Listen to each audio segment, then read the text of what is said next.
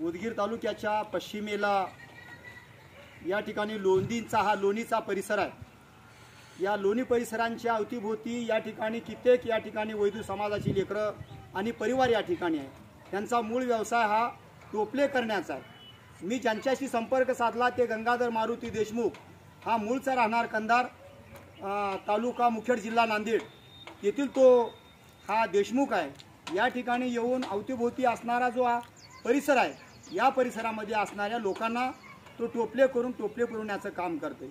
मी त्यांना जेव्हा विचारलो की वैदू समाजाची लेकरं शिक्षणाच्या प्रवाहात आहेत का, कोणी नोकरीला आहेत का, तर त्यांचं म्हणणं असं आहे की आज पाहिजे तो आमच्या समाजामध्ये कलेक्टर झाला नाही, तहसीलदार झाला नाही, डिप्युटी कलेक्टर झाला नाही, PSI झाला नाही, SP झाला नाही, डॉक्टर झाला नाही, ही सर्वात मोठी शोकांतिका आहे। म्हणून आमचं म्हणणं एक आहे की जोपर्यंत तुम्ही या ठिकाणी मुख्य शिक्षणाच्या प्रवाहात येणार नाही, जोपर्यंत तुम्हाला आदर्श शिक्षण मिळणार नाही, दर्जेदार शिक्षण मिळणार नाही, तोपर्यंत तुमच्या झोपडीचा उद्धार होणार नाही।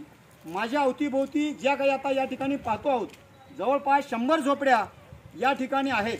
हा झोपड्याचा जर परिसर आपण बघितलो तर 100 झोपड्या या ठिकाणी पूर्व, पश्चिम, दक्षिण, उत्तर या ठिकाणी या झोपड्या आहेत।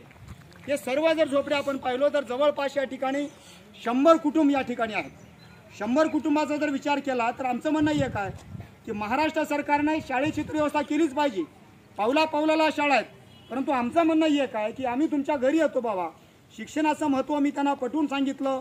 भविष्यामध्ये याही वैदू समाजाच्या घरामध्ये एखादा डॉक्टर, एखादा तहसीलदार, एखादा कलेक्टर निर्माण व्हावा ही आमची प्रांजळ इच्छा आहे। म्हणून आम्ही प्राध्यापक डॉक्टर शिवाजीराव देवनाळे या ठिकाणी येऊन त्यांची भेट घेतली आणि गंगाधर आणि गंगाधराच्या परिवाराची या ठिकाणी व्यथा जाणून घेतल्यानंतर मी त्यांना विनंती केलं की उद्यापासनं तुझ्यावर किती जरी संकट आली तरी तू संकटाला न डगमगता तुझी लेकरं चांगल्या आणि दर्जेदार शाळेत पाठवून देण्यासाठी आम्ही त्याला या ठिकाणी विनंती करत आहोत। गरज भासल्यात आम्ही त्याला वह्या पुस्तकाची सोय करू।